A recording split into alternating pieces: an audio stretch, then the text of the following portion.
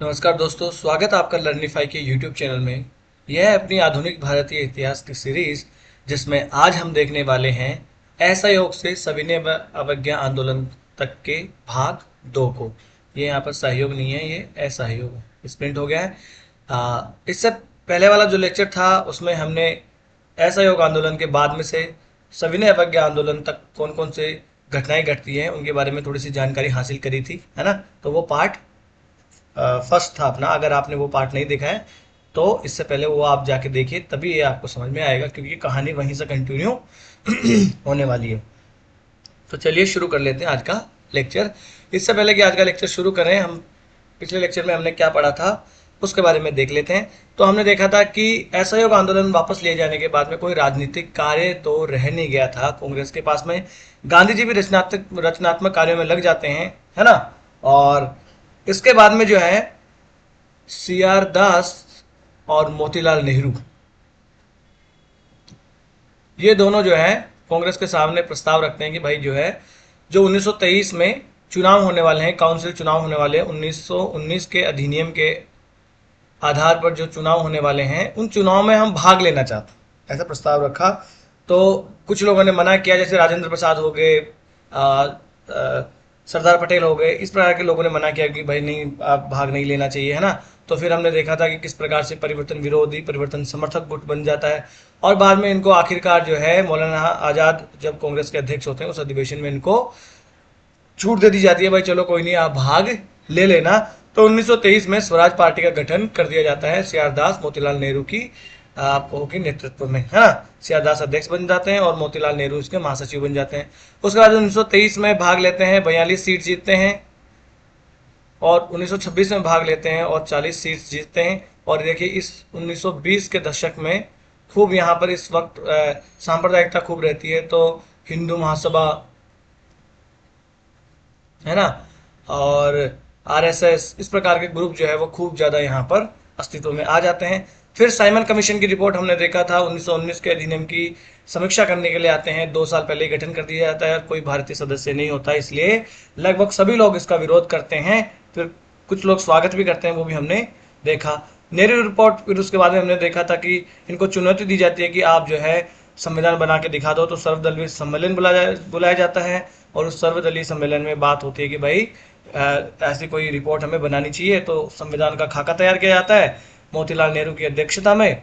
तो फिर उसको कहते हैं नेहरू रिपोर्ट। हालांकि बाद में इससे लोग जो है आपका हो कि सब लोग जो है इसको स्वीकृति प्रदान नहीं करते हैं। उसके बाद में जिन्ना कहते हैं कि भाई तुम्हारे बस की बात नहीं है, मैं 14 सूत्री कार्यक्रम दे रहा हूँ, ये 14 सूत्रों को अगर आप मान लो तो ये बहुत बढ़िया रहेगा, यही संवैधानिक प्रावधान कर सकते हैं आप। उसके बाद में कांग्रेस का लाहौर अधिवेशन होता है 1929 में, है ना। और यहीं पे नौजवान जवाहरलाल नेहरू अध्यक्ष इसके बनते हैं और क्रांतिकारी यहाँ पर आपको कि कदम उठाए जाते हैं। और 26 जनवरी 1930 को स्वतंत्रता दिवस घोषित कर दिया जाता है, और स्वराज जो है, पूर्ण स्वराज, स्वराज भी ऐसा वैसा नहीं, पूर्ण स्वराज को एकमात्र लक्ष्य घोषित कर दिया जाता है। उसके बाद में गांधी जी 11 सूत्री मांग रखते हैं अंग्रेजों के सामने। उस टाइम पे होते हैं इरविन वायसराय, तो इरविन के सामने 11 सूत्री मांग रखते हैं कि अगर आप 11 सूत्री मांग मान लेते हो तो हम सभी ने अवज्ञा आंदोलन नहीं करेंगे, जो कि लाहौर अधिवेशन में बात कर दी गई थी जिसकी, है ना। और अगर आप हमारी मांगे नहीं मानते हो तो हम वो सभी ने अवज्ञा आंदोलन करेंगे और बड़े जोरों शोरों से करेंगे। तो इतनी बातें हमने पिछले इलेक्शन में देख ली थी। अब ये देख लेते हैं कि गांधी जी की 11 सूत्री मांगे क्या हुआ करती थी। 11 सूत्री मांगों में देखिए, गांधी जी, मैंने आपको ऑलरेडी बताया, वर्ग संघर्ष जो है ये कभी भी नहीं चाहते थे। गांधी जी कभी भी वर्ग संघर्ष नहीं चाहते थे। तो ये देखना, इनकी हर मांग में, हर इनके प्रस्ताव में, हर देश के समुदाय के लिए कुछ ना कुछ तो होगा ही होगा। इसमें देखिए, आम आदमी के लिए भी कुछ होगा, मजदूरों के लिए भी कुछ होगा, है ना। अगर आप कहो पूंजीपतियों के लिए भी कुछ होगा इसमें, है ना। इस प्रकार से आप देखना, सबके लिए इसमें कुछ ना कुछ होगा। जैसे भूमि कर में 50% की कमी कर दी जाए, ये मांग थी इनकी, ये किसानों के लिए होगी, है ना, किसानों के पक्ष में होगा ना। फिर नमक कर, और सरकार द्वारा नमक पर जो एकाधिकार है उसको समाप्त कर दिया जाए, ऐसा भी एक इन्होंने प्रस्ताव रखा था कि भाई नमक कर समाप्त कर दो, और नमक पर जो एकाधिकार है सरकार का उसको भी समाप्त कर दो। तो देख ले, ये हो गया आम आदमी के लिए। भाई नमक तो हर आदमी इस्तेमाल करता है जो तटीय संचार होता है उस पर भारतीयों के लिए आरक्षण रख दिया जाए। संचार का मतलब ये है यहाँ पर जो आवागमन होता है ना, उसके लिए भारतीयों के लिए आरक्षण रख दिया जाए। तो ये पूंजीपतियों के लिए है ना, या व्यापारियों के लिए हो गया। रुपया स्टर्लिंग विनिमय अनुपात जो है उसको कम कर दो, क्योंकि बहुत ज्यादा बढ़ा दिया गया था उस टाइम पे, तो उस विनिमय अनुपात को कम कर दो, ये भी पूंजीपतियों के लिए हो गया। देसी कपड़ा उद्योगों को संरक्षण दे दो, ये भी देखना पूंजीपतियों के लिए हो गया। सैनिक खर्च में 50% की कमी कर दी जाए, ये किसके लिए होगा? आम आदमी के लिए होगा भाई। अगर सैनिक खर्च पर 50% की कमी होगी तो वो पैसा कहाँ खर्च होगा? आम जनता के ऊपर खर्च होगा। फिर सिविल जो प्रशासन है उसके ऊपर भी 50% की कमी की जाए, क्योंकि आप लोग बहुत पैसा खर्च कर रहे हो। मादक द्रव्यों पर पूर्णतया रोक लगा दी जाए, देखिए आम जनता को छुएगा ये मुद्दा। सभी राजनीतिक कैदियों की रिहाई कर दी जाए, ये भी देखिए, है ना। सीआईडी में परिवर्तन कर दिया जाए और आर्म्स एक्ट में भी परिवर्तन कर दिया जाए, है ना। ये आर्म्स एक्ट में 1917-18 के आसपास ही आर्म्स एक्ट लाया जाता है, जिसमें आर्म्स रखना जो है वो वर्जित कर दिया जाता है कि कोई भी आर्म्स नहीं रखेगा, यानी हथियार नहीं रखेगा। तो गांधी जी ने कहा कि नहीं, नागरिक अपनी सुरक्षा के लिए हथियार रख सकें, ऐसा आप जो है परिवर्तन करो इस कानून में। अंग्रेज तो रख सकते थे, सिर्फ भारतीय नहीं रख सकते थे, है ना। तो ये होगी 11 सूत्री मांगे। अगर यूपीएससी मान लो घुमा फिरा के क्वेश्चन बना दे कि गांधी जी की 11 सूत्री मांगों में हर वर्ग के लिए कुछ ना कुछ अवश्य था, टिप्पणी करें या आलोचनात्मक मूल्यांकन करें, तो आपको एक 11 सूत्री मांगे लिखनी है और उनके बारे में बता देना कि देखिए हर वर्ग के लिए इनके बारे में कुछ ना कुछ तो इसमें हुआ ही करता था। अब गांधी जी ने 11 सूत्री मांगे रखी और गांधी जी की 11 सूत्री मांगों के ऊपर ध्यान नहीं दिया, अंग्रेजों के कानून में जू तक नहीं रहेंगी। इसलिए 12 मार्च 1930 ईस्वी को गांधी जी ने प्रसिद्ध दांडी मार्च जो है वो शुरू कर दिया। कहां से? इनके साबरमती आश्रम से। साबरमती आश्रम जो गुजरात में है, वहां से इन्होंने अपना जो है दांडी मार्च शुरू कर दिया 12 मार्च 1930 ईस्वी को। ये डेट आपको याद रखनी है, ऐसे डेट्स यूपीएससी पूछ लेती है ना। तो 12 मार्च देखना, सिर्फ सविनय अवज्ञा आंदोलन मार्च में शुरू होता है, बाकी सारे आंदोलन है ना। स्वदेशी आंदोलन 7 अगस्त को शुरू हुआ, है ना। असहयोग आंदोलन 1 अगस्त को शुरू हुआ और भारत छोड़ो आंदोलन 8 अगस्त को शुरू होगा। बस आपको एक इसकी याद रखनी है, बाकी सब अगस्त में शुरू होते हैं, बस ये सिर्फ मार्च में शुरू होता है। तो 12 मार्च 1930 को गांधी जी शुरू हो जाते हैं डंडा लेकर अपने कि भैया चलो चलेंगे हम अब दांडी चलेंगे और समुद्र से नमक उठाएंगे और कानून तोड़ेंगे, नमक कानून, है ना। आप सोचो गांधी जी ने नमक का ही मामला क्यों चुना, ये मुद्दा क्यों चुना? क्यों कि नमक ऐसा मुद्दा था जिससे सब इमोशनली कनेक्ट करते थे। भाई हर घर में नमक तो इस्तेमाल होता ही है, अमीर हो कि गरीब हो, तो इसलिए इसमें यह भी कोई नहीं कह सकता है कि गांधी जी तो अमीरों की सुनते हैं या गांधी जी तो गरीबों की सुनते हैं, है ना। गांधी जी तो किसी का पक्ष लेते हैं। दूसरी बात, अंग्रेजों को क्या लगा, अरे नमक जैसा छोटा सा मुद्दा है, छोड़ो ना, कौन ध्यान देगा, नमक का है ना, चलो छोड़ो, ध्यान नहीं दिया। तो ये सब चीजें जो है गांधी जी सोच समझ के काम किया करते थे। 24 दिन लगे इनको और 78 चुने हुए अनुयायियों के साथ, जिनमें सरोजिनी नायडू भी शामिल हुआ करती थी, ये आपको याद रखना है, सरोजिनी नायडू उनके साथ शामिल थी। ये गांधी जी साबरमती आश्रम से 375 किलोमीटर दूर जो है गुजरात के समुद्र तट दांडी गांव पहुंच जाते हैं 24 दिन के बाद में, 5 अप्रैल को। कब? 5 अप्रैल को ये पहुंच जाते हैं वहां पर। देखिए जो अमेरिकी पत्रकार, ब्रिटिश पत्रकार, जो जर्मनी के पत्रकार हुआ करते थे, उन्होंने देखा कि गांधी जी इतने बूढ़े आदमी, एकदम पतले से हैं, है ना, 2.5 किलो बेचारे में मांस होगा इनमें, और एक दिन वो चले और बहुत थक जाते हैं गांधी जी, तो इनको लगता है अरे यार ये बूढ़ा आदमी तो बिल्कुल नहीं चल पाएगा, ये थोड़े दिन चलेगा और मेरे हिसाब से तो ये बैठ जाएगा, मना कर देगा, नहीं जाएगा। परंतु गांधी जी अगले दिन फिर दुगनी एनर्जी के साथ चलते हैं और चलते रहते हैं और चलते रहते हैं, आखिर में 24 दिन पैदल चल के पहुंच ही जाते हैं वहां पर, है ना। ऐसा ही एक जो आंदोलन कहाँ चल रहा है, भूख हड़ताल वाला आंदोलन चल रहा है। आंदोलन के बारे में जानिए आप, लोकतंत्र में अगर आंदोलन के बारे में नहीं जानेंगे तो अधूरा है आपका ज्ञान। लद्दाख में चल रहा है, सर्च कीजिएगा आज जाके, ठीक है। दांडी ये पहुंच जाते हैं भाई, 5 अप्रैल को पहुंचते, कोई नहीं, अगले सुबह 6 तारीख को हम लोग नहाएंगे धोएंगे, पूजा वूजा करेंगे और उसके बाद में ये जो है नमक कानून तोड़ेंगे। गांधी जी और उनके दल का जगह जगह भव्य स्वागत किया जाता है। जहां जहां गांधी जी की यात्रा होकर गुजरती है, गांधी जी बीच बीच में भाषण भी देते हैं, लोग माला लेके सब गांधी जी का स्वागत करते हैं, है ना। गांधी जी तो उस टाइम पे भगवान के जैसे बने हुए थे लोगों के दिमाग में कि गांधी जी के बारे में किसी ने उल्टा सीधा कहा तो उसके घर में आग लग गई, फसल जल गई, इस प्रकार की भ्रांतियां खूब फैली हुई थी उनके बारे में, है ना। गांधी जी के भाषण और जनता पर उनके प्रभाव की जो रिपोर्ट थी वो दिन प्रतिदिन के देश दुनिया के समाचार पत्रों में छपती रहती थी। 5 अप्रैल को गांधी जी दांडी पहुंच जाते हैं और 6 अप्रैल को नहा धो के बढ़िया प्रार्थना करके समुद्र तट से नमक उठा लेते हैं, मुट्ठी भर नमक, ये और इनके अनुयायी, और ब्रिटिश सरकार के उस कानून को तोड़ देते हैं जिसमें सरकारी ठेके के अलावा नमक रखना या नमक बनाना गुनाह हुआ करता था। एक भाई कानून तो टूट ही गया ना, आप एक मुट्ठी उठाओ कि एक ट्रक भर के उठाओ, कानून तो टूट गया एक मुट्ठी भर उठाने से।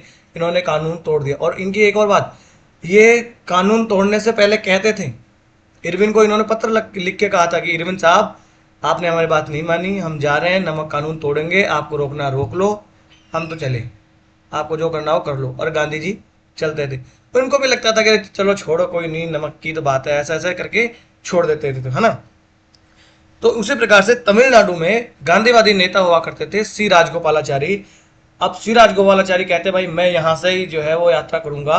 तो वो उनका आश्रम हुआ करता था तिरुचेनगोद में। तिरुचेनगोद से तिरुचुरापल्ली तिरुचुरापल्ली के वेदारण्य तक जाते हैं और वेदारण्य में जाके वो भी तंजौर के तट पर जाकर नमक उठाते हैं और वहां नमक कानून तोड़ते हैं।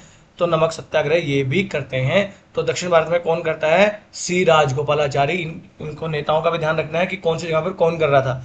तो दक्षिण भारत में तंजौर तट पर जो है सी राजगोपालाचारी भी इसी प्रकार का नमक कानून तोड़ते हैं। देखिए ये गांधी जी चल रहे हैं और इनके अनुयायी कदम से कदम मिला के, ये देखिए सरोजिनी नायडू है, सरोजिनी नायडू इनके साथ में गांधी जी चल रहे हैं पूरी इनकी परंपरागत वेशभूषा में, है ना, टीका वीका लगा के बढ़िया। और यहाँ देखिए मुट्ठी भर कानून, ये तम नमक उठा लेते हैं और कानून तोड़ देते हैं गांधी जी। ठीक है ना। अब देखिए इस पे थोड़ी सी कहानी मैं आपको बता दूं। उसके बाद में जब ये नमक कानून तोड़ लिया जाता है तो गांधी जी जो है वो ब्रिटिश सरकार को भी बधाई देते हैं कि हम लोगों को रास्ते में गिरफ्तार नहीं किया गया और हम पे अत्याचार नहीं किया गया, इसके लिए ब्रिटिश सरकार भी बधाई की पात्र है। देखिए अब इस पर आधार पर लोग इनको देशद्रोही कह सकते हैं। गांधी जी सोच ही अलग हुआ करती थी, आप समझो। जो सही है वो सही है, जो गलत है वो गलत है, चाहे वो गलत कोई करे चाहे वो सही कोई करे, है ना। तो ब्रिटिशर्स ने इस बार इनको नहीं रोका, इनको गिरफ्तार नहीं किया। नहीं, ब्रिटिशर्स चाहते तो गिरफ्तार कर लेते, हालांकि इनको लग रहा था कि मुझे ये पहुंचने नहीं देंगे, पहले ही गिरफ्तार कर लेंगे। प्लान इनका था कि भाई मुझे अगर गिरफ्तार कर ले तो बाद में आप लोग तो जाना ही जाना वहां। परंतु इनको गिरफ्तार नहीं किया। तो इन्होंने पत्र लिख के और अपने समाचार पत्रों में भी इन्होंने लिखा और कहा कि मुझे गिरफ्तार नहीं किया गया और मुझे वहां तक जाने दिया गया, इसके लिए ब्रिटिश सरकार बधाई की पात्र है। और बड़ा धन्यवाद भी बोलते हैं ये इरविन को। ठीक है, तो ये हमने देख लिया। अब आंदोलन का विस्तार होने लगता है देश में, पूरे देश में। देखिए आज के जितने संचार के साधन नहीं हुआ करते थे, परंतु एक कान से दूसरे कान तक तो बात पहुंची जाती है। तो जहां जिसको जो बन पड़ा उसने वहां वो कानून तोड़ा। भाई कहीं नमक नहीं बन रहा है, कोई बात नहीं, कोई दूसरा कानून तोड़ेंगे, वन कानून तोड़ देंगे, कुछ और कानून तोड़ेंगे, मगर कानून जरूर तोड़ेंगे, है ना। पूरे देश में जो है आंदोलन का विस्तार हो जाता है और जगह जगह नमक कानून तोड़ा जाता है। कहाँ पर जहां पर नमक बनाने की सुविधा नहीं थी वहां पर दूसरे कानून तोड़ दिए गए। जैसे महाराष्ट्र, कर्नाटक और मध्य भारत में जंगल कानून तोड़ दिए गए। भाई जंगल कानून क्या हुआ करते थे? जंगलों से कोई भी आप जो है वो आपको कि वनों के जो उत्पाद है वो नहीं ले सकते, गाय भैंस नहीं चरा सकते। इन्होंने क्या भाई गाय भैंस लेके जंगल में घुसे, कानून तो टूट ही गया। जंगल में गए, आम तोड़ के ले आए, कटहल तोड़ के ले आए, कुछ भी तोड़ के ले आए, बांस तोड़ के ले आए, कानून तो टूट गया, है ना। और पूर्वी भारत में जो ग्रामीण जनता थी उन्होंने चौकीदारी कर अदा करने से मना कर दिया। भाई चौकीदारी करवा लेते थे कि नहीं देंगे। कई जगह पर जनता ने हड़ताल कर दी, प्रदर्शनी लगा दी, विदेशी वस्त्रों का बहिष्कार कर दिया गया और कर अदा करने से इनकार करने लग जाती है जनता। और लाखों भारतीयों ने भी सत्याग्रह किया। और इस आंदोलन की एक और महत्वपूर्ण बात इसमें क्या कि महिलाओं ने यहाँ बढ़ चढ़ कर भाग लिया था। इससे पहले जो आंदोलन हुआ करते थे उनमें महिलाओं को जो भेजा नहीं करते थे। यहाँ तक कि तथाकथित ऊंची जाति के लोग जो महिलाओं को घर से बाहर तक नहीं निकलने देते थे, घूंघट से बाहर नहीं निकलने देते थे, वो लोग भी जो है इस बार तो गांधी जी के नाम पे जाने देते हैं। क्योंकि लोग समझते थे कि गांधी जी के आंदोलन में जा रही हैं, गांधी जी के नाम पे आंदोलन हो रहा है, अरे सेवा का काम है, धर्म का काम है, जाने दो। इस प्रकार से लोग जाने देते थे इनको, ठीक है ना। और बड़े बड़े लोग जो है भाग लेते थे इनमें, महिलाएं समेत। और शराब की दुकानें होती थी, उन दुकानों पर हड़ताल करती थी महिलाएं, है ना। क्योंकि अब लोगों को विश्वास हो चुका था कि गांधी जी के नाम पे अगर आंदोलन हो रहा है तो गांधी जी सब संभाल लेंगे, कोई गलत नहीं होगा हमारी महिलाओं के साथ में, क्योंकि असहयोग आंदोलन में इन्होंने देख लिया था ऑलरेडी कि भाई नहीं, गांधी जी एकदम बढ़िया आदमी है, हिंसा वगैरह नहीं होने देंगे। क्योंकि जैसे ही उसमें हिंसा हुई थी, गांधी जी ने आंदोलन वापस ले लिया था। तो गांधी जी विश्वास जीत चुके होते हैं यहाँ पर लोगों को, है ना।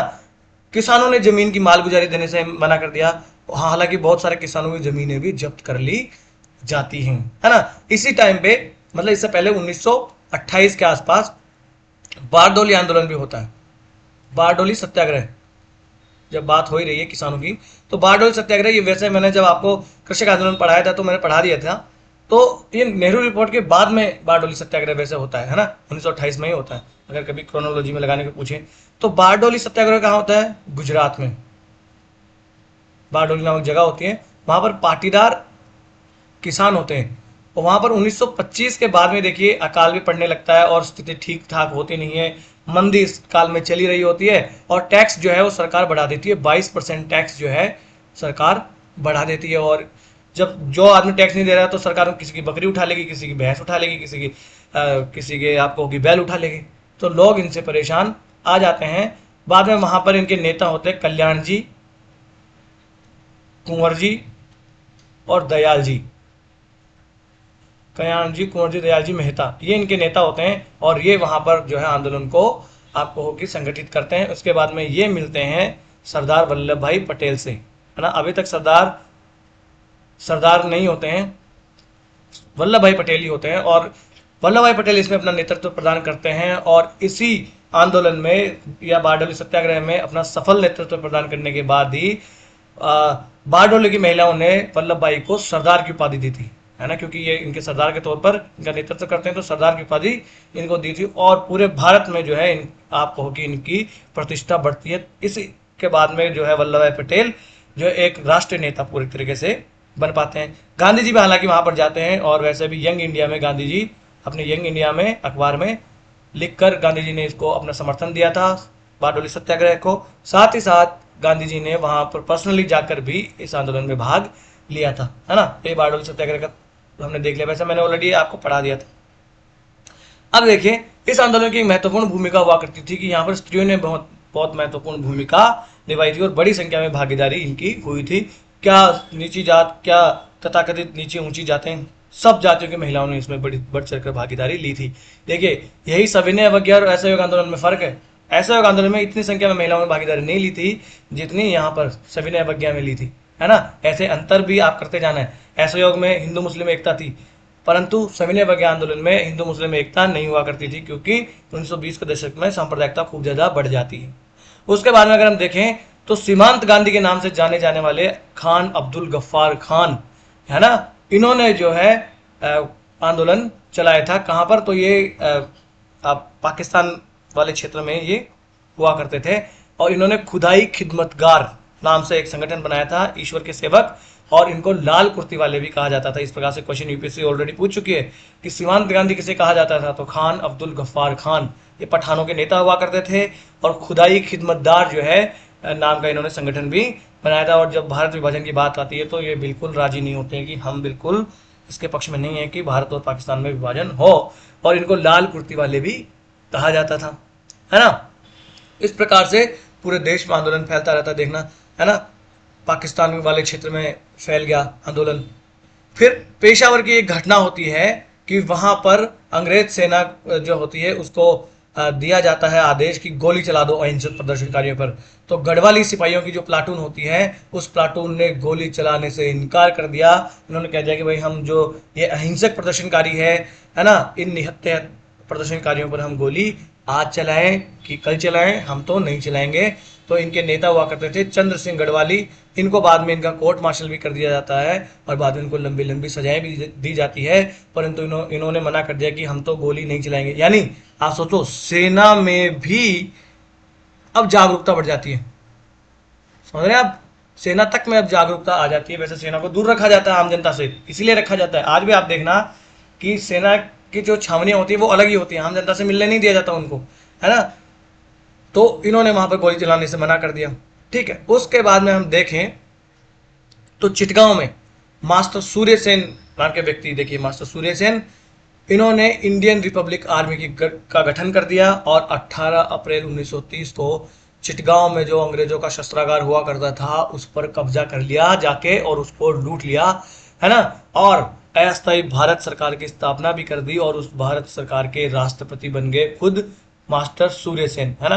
तो मास्टर दास जिन्हें कहते हैं और सूर्य सेन, तो मास्टर सूर्य सेन जो है इन्होंने अस्थायी सरकार की स्थापना की थी भारत छोड़ो आंदोलन के समय। तो ये स्टेटमेंट गलत हो जाएगा, सविनय अवज्ञा आंदोलन के समय की थी। इस प्रकार की यूपीएससी क्वेश्चन बना देगी, आधा स्टेटमेंट सही आधा गलत, आप सोचोगे कि हाँ बिल्कुल की थी, परंतु ये आप नहीं देख रहे कि असहयोग आंदोलन के समय की थी, सविनय अवज्ञा आंदोलन के समय की थी, कि भारत छोड़ो आंदोलन के समय की थी, है ना। इसी प्रकार से 1915 ईस्वी में भी तो एक, है ना, अस्थायी सरकार की स्थापना की गई थी काबुल में, राजा महेंद्र प्रताप, भूल गए, पहली अस्थायी सरकार। उसके बाद में इस सरकार के राष्ट्रपति बन जाते हैं सूर्य सेन खुद, और जलालाबाद की पहाड़ी पर भी लड़ाई लड़ी जाती है, इसमें 12 क्रांतिकारी जो है वो शहीद हो जाते हैं। अब देखना, इन मास्टर सूर्य सेन के साथ 2 महिलाएं भी हुआ करती थी, एक प्रीतिलता वाडेदार और एक होती कल्पना दत्त, है ना। तो ये है प्रीतिलता वाडेदार, है ना। प्रीतिलता वाडेदार क्या कहती हैं कि महाराज ये जो इधर कुत्ते और भारतीय दूर रहे, ये क्लब हुआ करता था, पहाड़तली यूरोपीय क्लब, है ना। इस पहाड़तली यूरोपीय क्लब पे ये लिखा होता था बाहर कुत्ते और भारतीय दूर रखें, है ना। तो इन्होंने कहा कि यार ये कुत्ते और भारतीय लिख रखा है, मेरे तो बहुत ऐसा हो रहा है कि मैं तो इसी पे हमला करूंगी जाके। तो ये क्लब पर हमला करती हैं और अंग्रेजों के को वहां पर जाके ये खूब वहां पर आप कहो कि घमासाने मचा देती हैं वहां पर जाकर, जो पहाड़तली यूरोपीय क्लब होता है उसमें। कौन? यही प्रीतिलता वाडेदार। तो देखिए महिलाओं को जो कमजोर समझते हैं इनको कमजोर कभी भी मत समझना। तो चटगांव विद्रोह की मुख्य सदस्य ये रही थी और क्लब पर हमला करने के दौरान अंग्रेजों के हाथ न लगे इसलिए इन्होंने साइनाइड खाकर अपनी जान दे दी थी, है ना। तो देखा खुदीराम बोस, है ना। और वहां पर थे प्रफुल्ल चाकी ने भी आत्महत्या कर ली थी, उन्होंने खुद गोली मार ली। फिर हमने देखा कि यहाँ पर इन्होंने भी साइनाइड खाकर जान दे दी। और जो आज़ाद होते हैं, आज़ाद ने भी, चंद्रशेखर आज़ाद ने भी खुद को गोली मार के अपनी जीवन लीला समाप्त कर ली थी, है ना। इनके ऊपर एक फिल्म भी आई थी, खेले हम जी जान से, 2010 में, चटगांव विद्रोह पर ही है, तो आप ये भी देख सकते हैं। प्रीतिलता वाडेदार के बारे में हमने जानकारी हासिल कर ली। यूपीएससी अगर ऐसे क्वेश्चन पूछ लेती है कि प्रीतिलता वाडेदार कौन थी, तो ये इन्हीं से जुड़ी हुई हुआ करती थी, चटगांव विद्रोह से ही मास्टर सूर्य सेन से जुड़ी हुई थी। साथ साथ एक और महिला हुआ करती थी, कल्पना दत्त। तो ये कल्पना दत्त है, देखिए। तो कल्पना दत्त ने भी एक महत्वपूर्ण भूमिका निभाई थी, इसी में बढ़ चढ़कर भाग लिया था। चटगांव शस्त्रागार जो आंदोलन हुआ करता था उसमें कल्पना दत्त ने महत्वपूर्ण भूमिका निभाई थी। ठीक है साहब, अब आ जाते हैं यहाँ पर और देख लेते हैं। सविनय अवज्ञा आंदोलन के दौरान गांधी जी की गिरफ्तारी का समाचार सुनकर शोलापुर के श्रमिक जो है वो हिंसक विद्रोह पर उतारू हो जाते हैं। गांधी जी को बाद में गिरफ्तार कर लिया जाता है ना, हाँ। फिर बॉम्बे में मिलर नामक एक अमेरिकी पत्रकार होता है, उन्होंने सत्याग्रहियों के ऊपर कठोर पुलिस अत्याचार का विवरण दिया था। सत्याग्रहियों के ऊपर लाठीचार्ज किया जाता था, इनके सर फूट जाते थे मगर ये हाथ तक नहीं उठाते थे। इनमें जो महिलाएं वगैरह साथ चल रही थी, जो सत्याग्रही जो है चोटिल हो जाता है उसको वापस लाती हैं, उनका जो है वहां पर इलाज चलाया जाता है, मगर किसी ने मजाल के हाथ उठा दिया किसी के ऊपर, ये सत्याग्रही। गांधी जी ने कहा था ना, सत्याग्रही वही हो सकता है जो अत्याचार सहने की जिसमें क्षमता हो और जिसमें अहिंसात्मक जो व्यक्ति होगा वही सिर्फ सत्याग्रही हो सकता है ना। उसके बाद में सत्याग्रहियों का नेतृत्व किया जाता है सरोजनी नायडू, इमाम साहब और मणिलाल गांधी, जो कि गांधी जी के बेटे हुआ करते थे।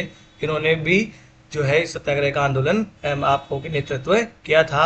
आंदोलन के दौरान आसाम में कनिंगम सर्कुलर लागू कर दिया जाता है। तो कनिंगम सर्कुलर कहाँ लागू किया जाता है? आसाम में। और आपको लग रहा हो कि मणिपुर और आंदोलन, नागालैंड में तो क्या ही आंदोलन हुआ होगा, परंतु वहां भी जनता की भरपूर भागीदारी रही थी। ठीक है,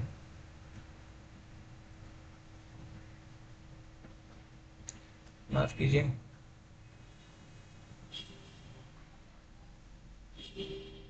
हाँ जी, ये हमने देख लिया, ये हमने देख लिया कल्पना दत्त के बारे में और प्रीतिलता वाडेदार के बारे में। अब आ जाता है कि इसका आंदोलन का किस प्रकार से दमन कर दिया जाता है। सरकार देखिए पूर्व आंदोलनों की तरह इसका भी निर्मम दमन कर देती है, लाठी चलाई जाती है और गोलियों की बौछार कर दी जाती है और आंदोलन को जगह जगह कुचलने के प्रयास भी किए जाते हैं। 5 मई 1930 ईस्वी को गांधी जी को गिरफ्तार कर लिया जाता है।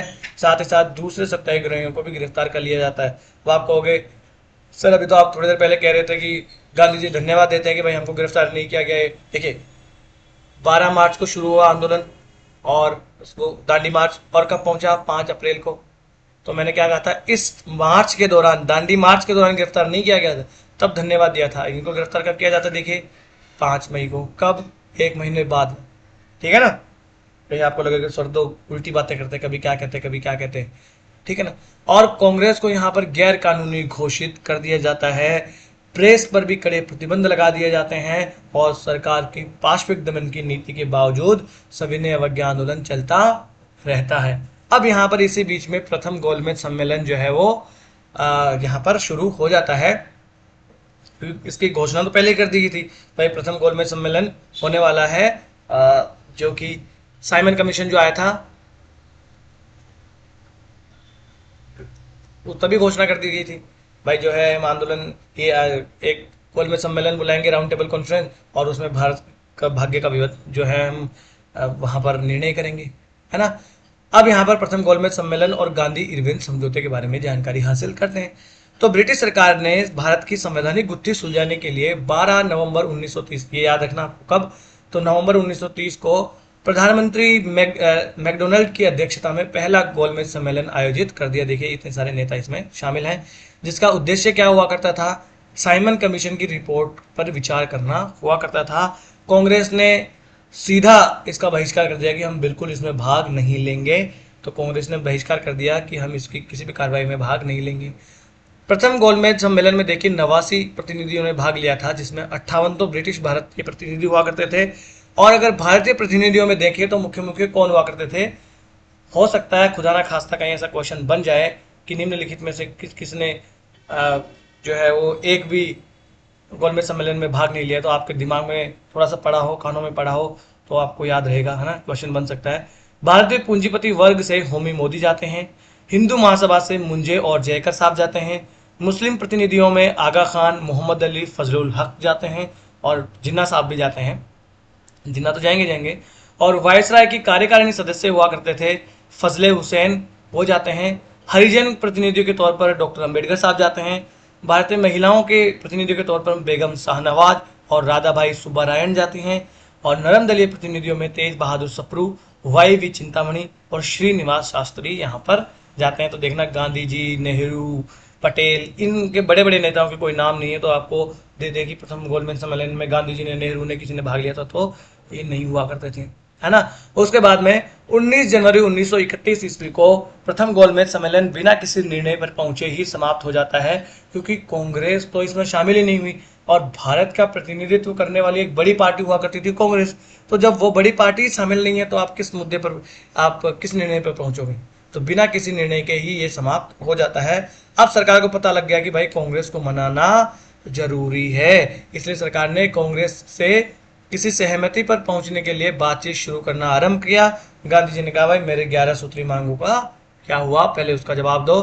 तो 5 मार्च 1931 को, बाद में देखिए ये जनवरी में आंखें खुलती है इनकी, उसके बाद मार्च में ये कहते हैं गांधी जी और इरविन के बीच में एक समझौता हो जाता है, जिसे गांधी इरविन समझौता कहा जाता है। गांधी जी ने कहा भाई मेरी 11 मांगे देख लो आप। तो गांधी जी हमेशा ही, गांधी जी का एक ये था विन विन सिचुएशन।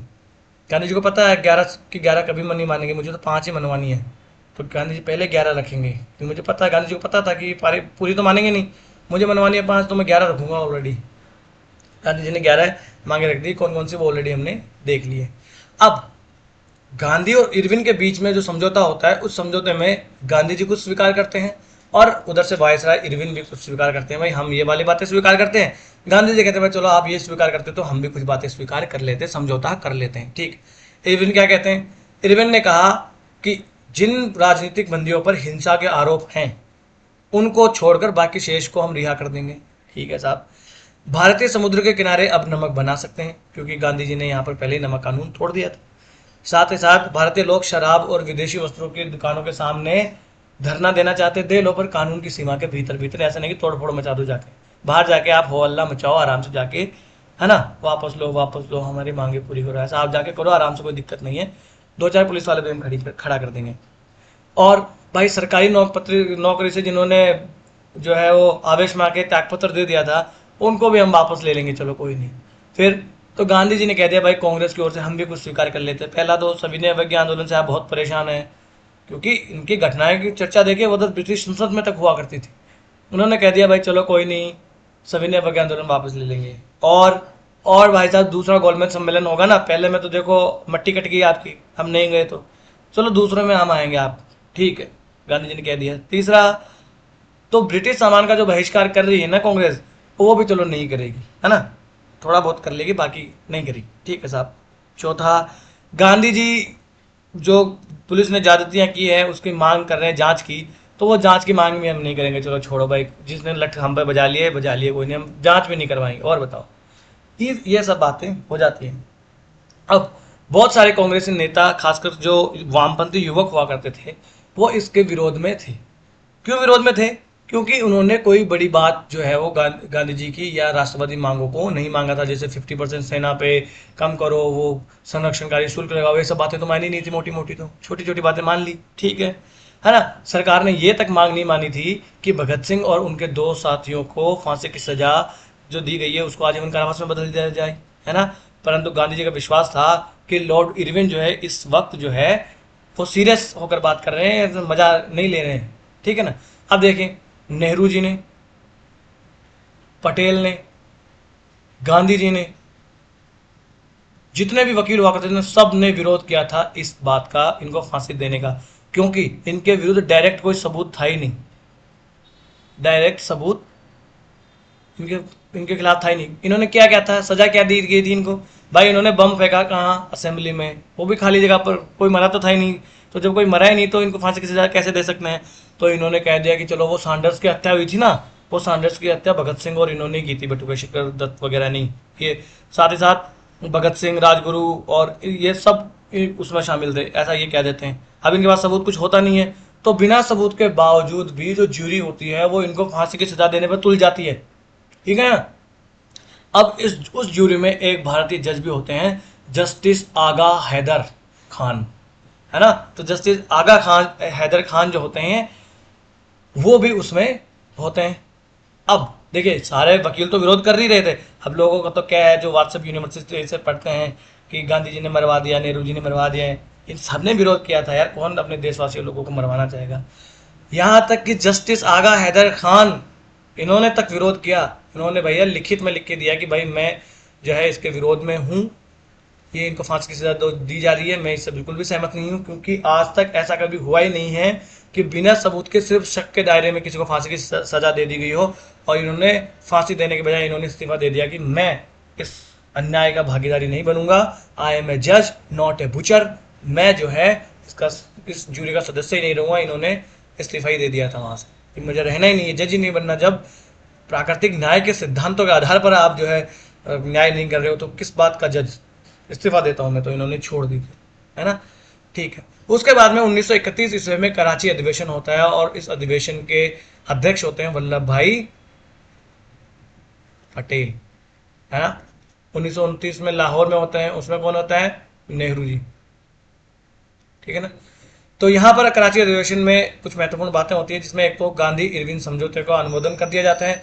भाई गांधी इरविन समझौते के बीच जो समझौता हुआ था उसमें मोहर लगा दी जाती है, ठप्पा लगा दिया जाता है, भाई हाँ ठीक है, भाई कांग्रेस की सहमति है इसमें था। साथ ही साथ यहाँ पर कुछ मौलिक सिद्धांतों के ऊपर और राष्ट्रीय आर्थिक कार्यक्रमों के ऊपर भी महत्वपूर्ण बात होती है।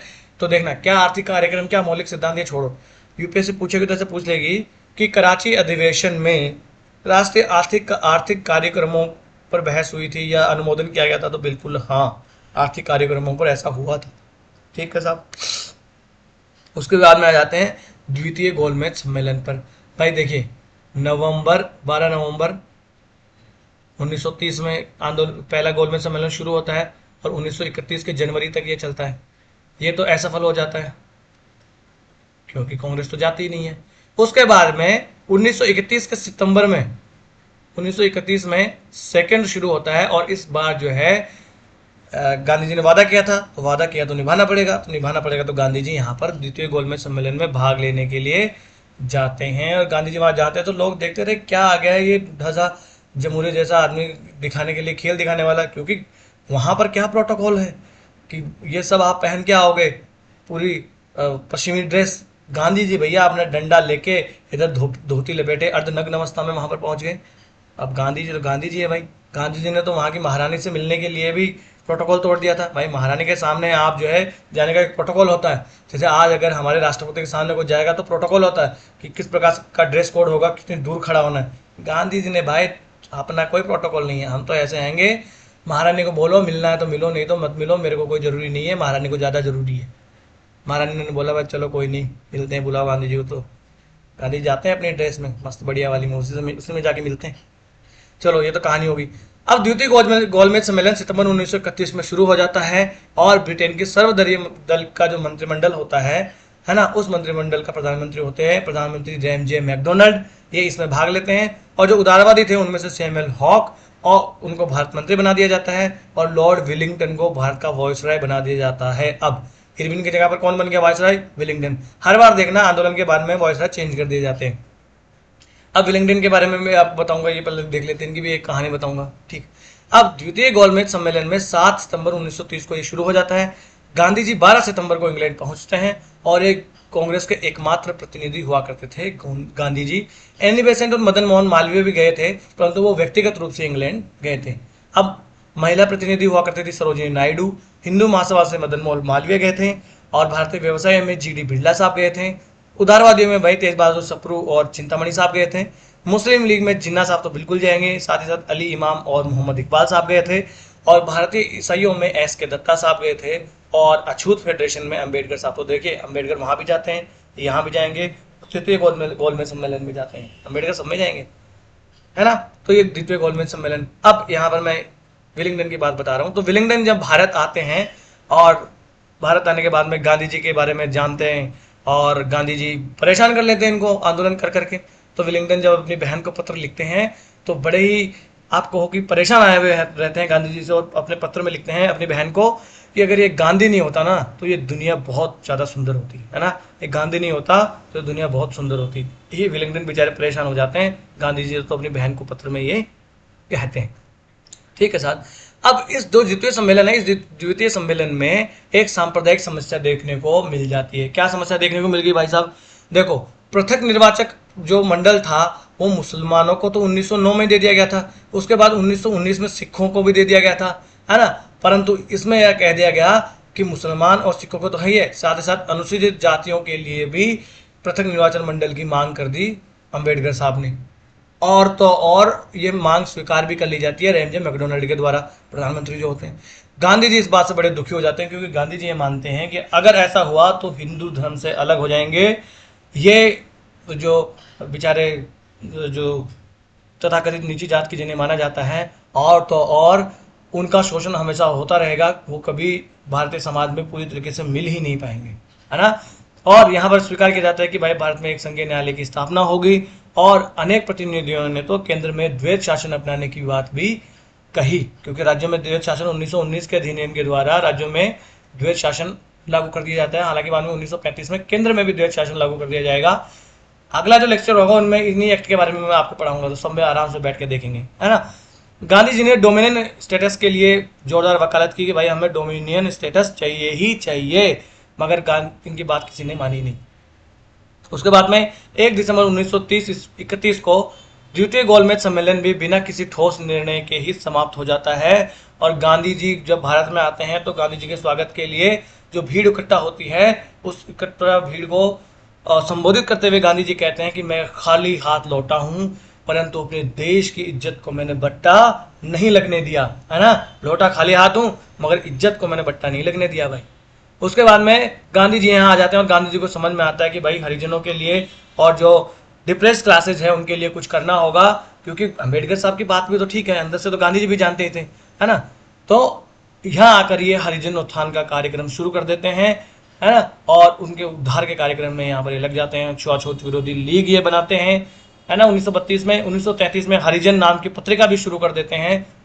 पत्रिकाएं गांधी जी बहुत निकाला करते थे, संपादन बहुत किया करते थे, और गांधी जी अपने आप को एक पत्रकार भी कहा करते थे, है ना। जैसे यंग इंडिया हो गया, इस प्रकार से बहुत सारे, हरिजन हो गया।